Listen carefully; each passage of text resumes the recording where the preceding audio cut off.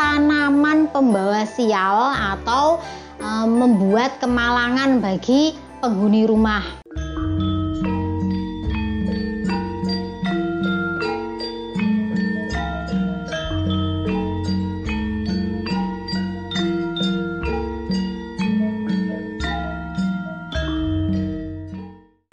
Assalamualaikum warahmatullahi wabarakatuh. Halo dulur, dengan saya Fitri Ika.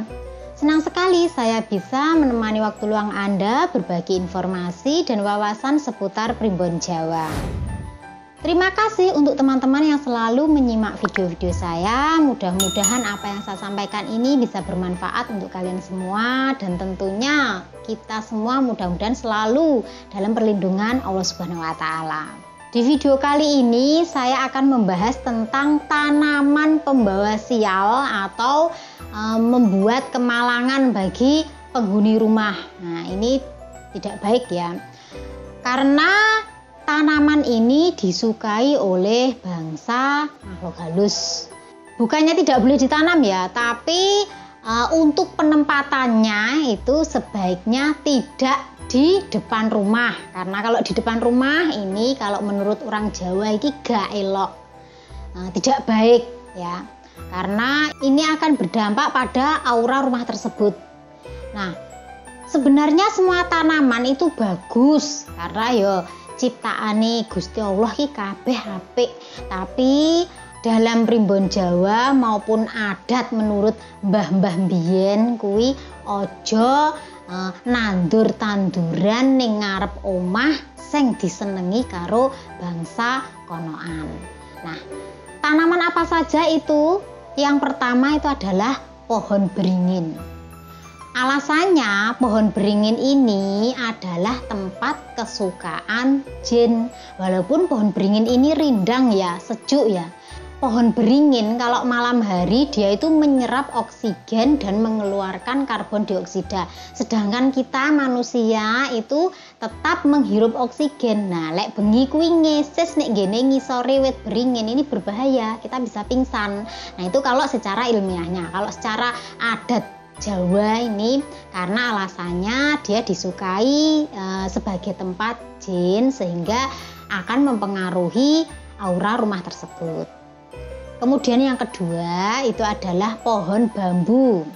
Pohon bambu ini sebaiknya tidak ditanam di depan rumah karena pohon bambu itu disukai oleh gendruwo, wewe gombel, poci, ya, pocongan, dan juga ular. Ini berbahaya kalau dia tumbuh semakin besar. Nah, makanya itu mbah-mbah biyen itu melarang pohon bambu ditanam di depan rumah. Kemudian yang ketiga ini adalah pohon sawo. Nah, kenapa tidak boleh? Pohon sawo kan buahnya enak. Lek mateng kan penak garek mutik ya, garek manen. Tapi dalam adat Jawa ini tidak diperbolehkan. Sebaiknya jangan, karena pohon sawo itu kesukaan dari gendruwo. Ini akan berdampak pada rumah yang dihuni. Selanjutnya yang keempat ini adalah pohon pisang. Pohon pisang ini sebaiknya tidak ditanam di depan rumah karena pohon pisang itu mitosnya disukai sebagai tempat makhluk halus berupa pocongan. Nah, itu alasannya jangan menandur di depan rumah. Kleru, maksudnya menanam di depan rumah.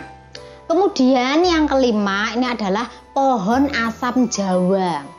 Ini sebaiknya tidak ditanam di depan rumah maupun di samping rumah. Karena pohon asam Jawa ini mitosnya disukai sebagai tempat makhluk halus, bermacam-macam ya, suka dengan pohon asam Jawa ini. Jadi kurang tepat kalau berada di sekitar rumah kita. Dan yang terakhir adalah pohon pepaya. Nah, pokok pohon pepaya gak boleh, padahal enak loh ya buahnya ya, murah meriah ya. dimakan buahnya bisa, daunnya juga bermanfaat, bunganya. Tanaman kates ini, tanaman pepaya ini bagus sebenarnya, tapi tidak cocok ditanam di depan rumah. Mitosnya itu disukai tempat kuntilanak, Mbak Until. Selain itu bisa dijadikan sebagai media gaib ya.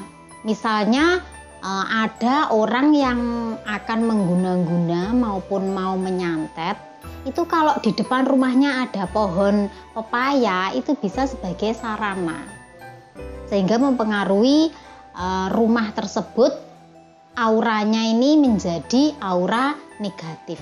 Dan penghuni rumah biasanya kalau terkena ya itu bisa sakit-sakitan atau bahkan terjadi pertengkaran dalam rumah tersebut. Nah, itu tadi mitosnya menurut primbon Jawa. Nah, itu tadi dulur, tanaman yang seharusnya jangan ditanam di depan rumah karena bisa menyebabkan kesialan maupun kemalangan bagi penghuni rumah karena dapat memunculkan aura negatif. Mudah-mudahan apa yang saya sampaikan ini bisa sebagai tambahan informasi dan wawasan bagi yang tidak tahu. Ya, kita hanya berusaha ya, ikhtiar ya untuk yang terbaik bagi kita semua.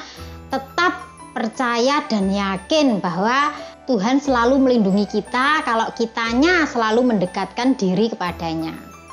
Baik dulur, itu tadi yang bisa saya sampaikan. Semoga bermanfaat dan menambah wawasan. Saya mohon maaf bila ada kekurangan dan kesalahan dalam penafsiran bahasa. Saya mohon undur diri. Salam Fitrika Channel. Wassalamualaikum warahmatullahi wabarakatuh.